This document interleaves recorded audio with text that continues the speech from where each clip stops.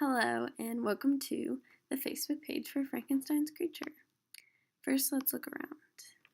We have a profile picture over here, and this looks like a cottage of a nice French family. In his bio, it says, born and abandoned, no family and no true love, hated by my own creator. It's kind of sad. He has his interests as well: books, learning, love, people, French language, and chopping wood. And a list of kills and indirect kills. Looks like the top part are some people that he killed: William Frankenstein, Henry Clerval, Elizabeth, and indirectly killed Victor Frankenstein, Justine Moretz, and Alphonse Frankenstein. If we look towards the bottom of his feed, see, it says, I feel like such an outcast. There's no one like me out there. Even the one who created me is disgusted by me. Like them in my thoughts, they just can't realize that I'm the same because they are afraid of me. They're making me an outcast. It is not my doing. But no one liked his post. Victor says, You are nothing like us. You demon, go away and never return. You only remind me of my past mistakes. 2 months ago, the creature said, Okay, so can we discuss at Victor Frankenstein? Some people think he is such an amazing person, but he completely abandoned me. #evil if you ask me. Looks like a reader commented, Honestly, I kind of agree. I would probably put it like this. Because decisions people make can sometimes be ambiguous, Mary Shelley's frightening yet revealing novel, Frankenstein, analyzes the thin line between good and evil, especially through the discussion on the reaches of science, regret, and shame, and the desire to change past mistakes, as many characters work through their issues in ambiguous manners. Here to continue his thread, he says, he did grow up in a good home, so positive points in his direction.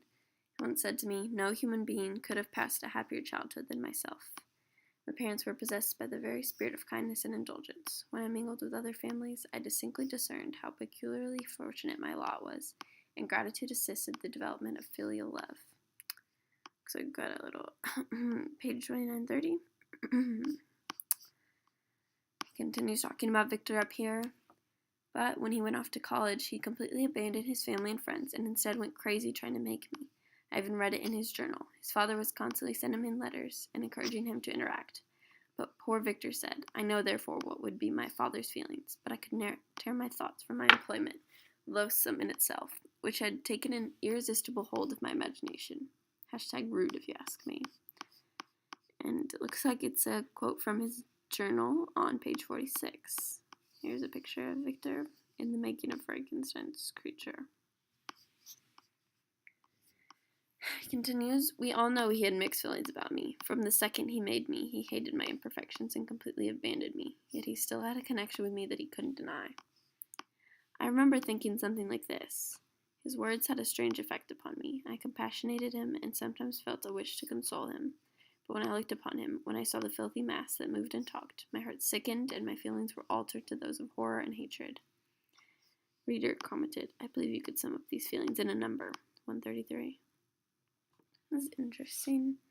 Commenting on Victor's mixed feelings about his own design.